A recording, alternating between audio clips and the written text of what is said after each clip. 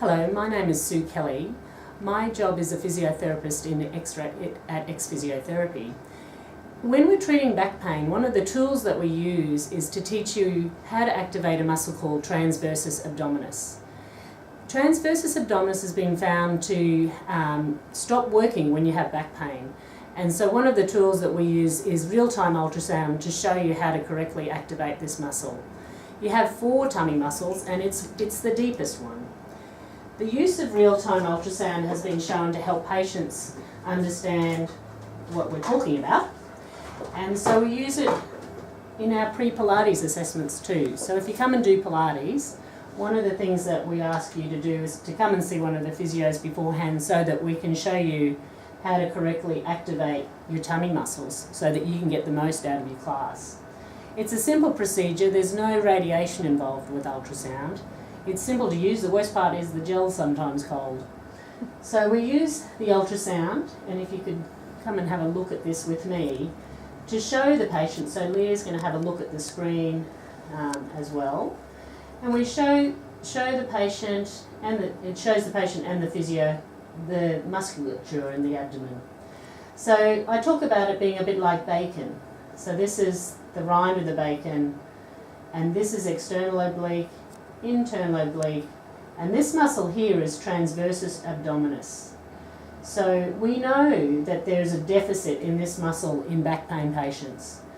So we teach it in this position and then we try and put it into function.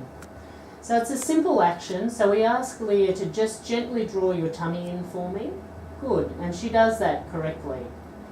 And relax. So one of the things that we look for is an isolated contraction of TA without overactivity of internal oblique or external oblique. We also check that the other side works. So sometimes there is an asymmetry of this activation. So we'll ask Leah to just gently draw in her tummy again, and she's fine, she does it correctly. Just stop.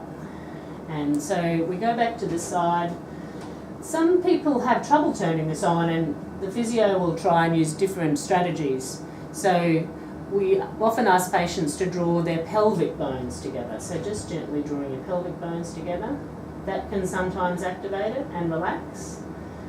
And other times we ask people to lift their pelvic floors. So like they're stopping the flow of urine. So just gently pulling on your pelvic floor. So that works for Leah as well. And one of the things that we like to teach the patient as well is how to breathe properly. So they've got to be able to activate their core muscle, and this really is what core exercises are about.